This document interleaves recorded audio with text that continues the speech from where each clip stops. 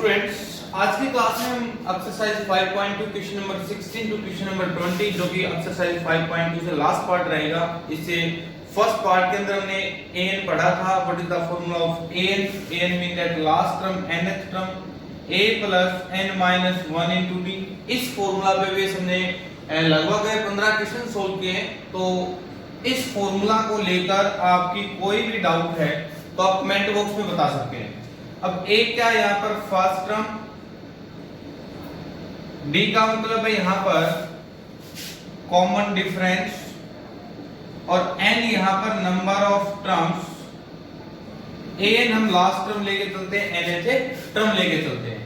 तो इससे पहले अगर आपने इससे फर्स्ट वीडियोस नहीं देखे तो वो वीडियो देखें, लिंक आपको डिस्क्रिप्शन के अंदर मिलेगा। 5.2 एक्सरसाइज से जितने भी पार्ट अपलोड हुए हैं हर एक पार्ट का लिंक आपको डिस्क्रिप्शन के अंदर मिलेगा। इंट्रोडक्शन भी आपको डिस्क्रिप्शन के अंदर लिंक मिलेगा।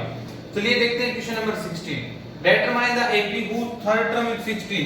आपने जो है एपी फाइंड आउट करनी है जिसकी तीसरी टर्म 16 हो and the seventh term exist the fifth term by 12 और जो सातवीं टर्म है वो पांचवी टर्म से 12 ज्यादा हो and the seventh term exist the fifth term by 12। सबसे पहले बेटे देखो यहाँ पर जो थर्ड टर्म है, थर्ड टर्म को हम क्या लिखते हैं a plus 2d।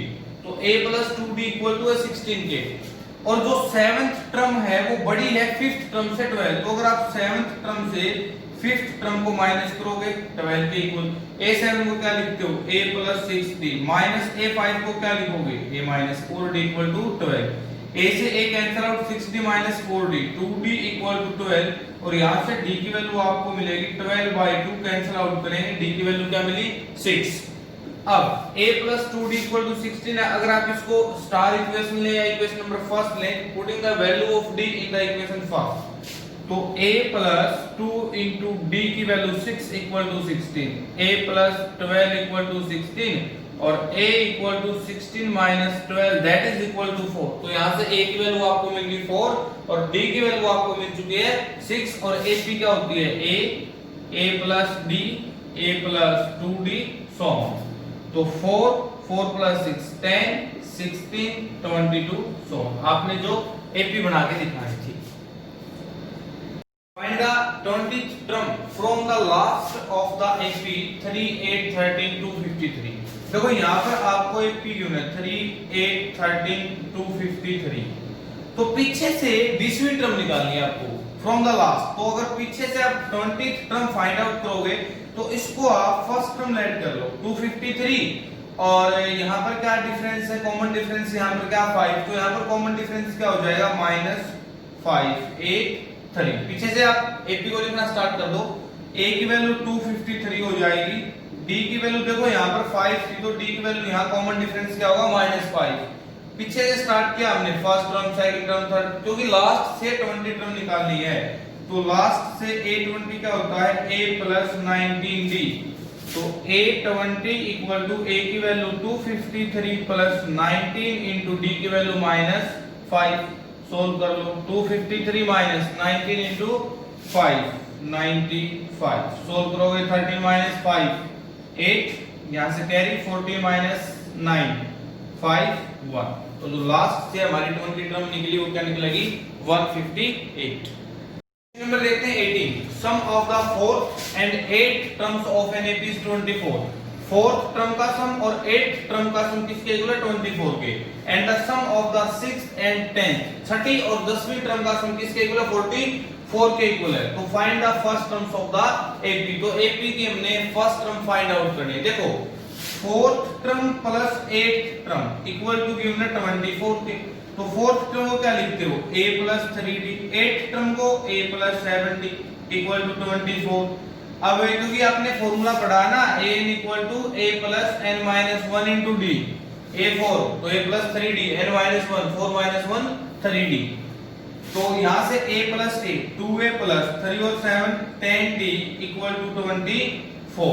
अगर आप यहाँ से 2 कॉमन लोगे तो अंदर क्या बचा a plus 5d equal to 24। ये 2 उस तरफ जाके हो जाएगा डिवाइड। तो a plus 5d equal to 12 equation होगी हमारी ये फर्स्ट। इसके बाद 6th और 10th टर्म 6 और 10 टर्म्स का सम 44 के इक्वल है, तो 6 टर्म क्या होगी a plus 5d plus a 10 को क्या लिखोगे a plus 9d equal to 44, a plus a 2a plus 5 plus 9 14d equal to 44।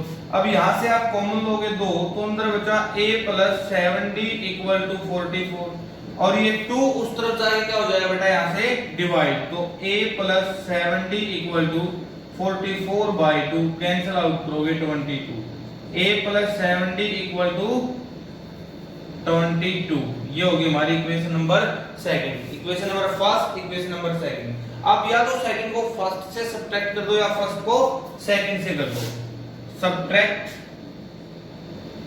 Equation second from equation first. जब आप सेकंड इक्वेशन को फर्स्ट इक्वेशन से सब्ट्रैक्ट करोगे तो a plus 5d equal to 12 और a plus 7d equal to 22, तो minus minus minus ये cancel out, यहाँ क्या बचा माइनस 2d, यहाँ क्या बचा माइनस 10, माइनस से माइनस कैंसिल आउट, d की वैल्यू आपको यहाँ से क्या मिली d is equal to 5। Putting the value of d in equation first और सेकंड, d की वैल्यू आप चाहे फर्स्ट इक्वेशन में पुट करो चाहे सेकंड में, किसी भी इक्वेशन में पुट कर दो। Putting value of d in equation first, जब आप d की वैल्यू को फर्स्ट इक्वेशन में पुट करोगे यहाँ पर तो a plus 5 into 5 25 equal to 12, तो a equal to 12 minus 25 equal to 13, तो हमारी जो फर्स्ट टर्म है बेटे वो किसके इक्वल मिलेगी यहाँ पर 13 के इक्वल हो जाएगी। 13 यहाँ पर नेगेटिव आएगा बेटे, 12 माइनस 25, तो एक वैल्यू क्या होगी यहाँ पर नेगेटिव 13 माइनस 13, नेक्स्ट टर्म क्या हो जाएगी d की वैल्यू 5 है, minus 13 plus 5 minus 8 plus minus 3, सो इस तरह से यहाँ पर क्या हो जाएगी हमारी AP बन जाएगी। नंबर 19 देखते हैं। Subbarao started work in 1995 at an annual salary of ₹5000। Subbarao ने 1995 में काम करना शुरू किया और 5000 एनुअल सैलरी पर, सालाना उसके 5000 थे, and received an increment of 200 each year, और हर एक साल 200 रुपए उसकी इंक्रीमेंट है। मतलब स्टार्टिंग में उसने 1995 में काम करना स्टार्ट किया, 5000 रुपए सालाना सैलरी थी उसकी, अगले साल उसकी 5200, अगले साल 5400, फिर 5600, 200 रुपए उसकी इंक्रीमेंट हर साल लगती है। In which year did his income reach 7000, तो 7000 कितने वर्ष में 7000 सैलरी हो जाएगी। तो देखो स्टार्टिंग में सैलरी है 5000, फिर सैलरी क्या हो रही है 5200, फिर सैलरी 5400 और लास्ट में सैलरी कितनी हो जाती है 7000। एक एपी की फॉर्म है यहाँ पर, ए की वैल्यू क्या है 5000 और डी की value common difference 5200 minus 5000 that is equal to 200। तो कॉमन डिफरेंस क्या बेटे यहाँ पर 200 और ए की वैल्यू क्या 5000।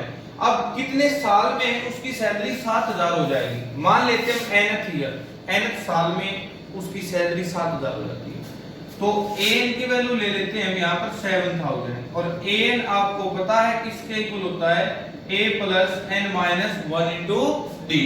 तो an की value 7000 equal to a 5000 plus n minus 1, n की वैल्यू निकालनी है और d की वैल्यू 200। ये 5000 इस तरफ आगे क्या हो जाएगा सब्ट्रैक्ट हो जाएगा equal to n minus 1 into 200, तो क्या बचा 2000 equal to n minus 1 into 200। अब एक बात देखो यहाँ पर 200 इसके साथ मल्टीप्लाई है तो 200 इस तरफ आगे क्या हो जाएगा डिवाइड हो जाएगा, कैंसिल आउट करोगे 10, तो n माइनस 1 इक्वल टू 10 और n equal to 10 plus 1 equal to 11। तो 11वें साल में उसकी जो सैलरी है वो कितनी हो जाएगी 7000 रुपए। In the 11th year salary of Subbarao reach at ₹7000। जो नेक्स्ट क्वेश्चन है बेटे 20 क्वेश्चन, लास्ट क्वेश्चन बिल्कुल ये सेम एज इट इज है। Ramkali saved ₹5 in the first week of a year, पहले वीक में वो 5 रुपए सेव करती है, एंड देन इंक्रीज हर वीकली सेविंग बाय ₹1.75। पहले वीक में उसने 5 रुपए सेव किए, अगले वीक में वो 1.75 ₹1.75 इंक्रीज कर देती है बढ़ाने, तो कितने हो गए सेव 6 रुपए 75 पैसे। ऐसे चलती रहती है। If in the nth week हर वीकली सेविंग बिकम ₹20.75, अगर लास्ट में उसके पास 20 रुपए 75 पैसे सेविंग है तो वो कितने वीक के अंदर हुई, कितने वीक में वो कंप्लीट हुई। तो आप बेटे an की वैल्यू लोगे 20.75, a की वैल्यू लोगे 5, d की वैल्यू लोगे 1.75। ठीक है, ओके, थैंक्स एवरीवन।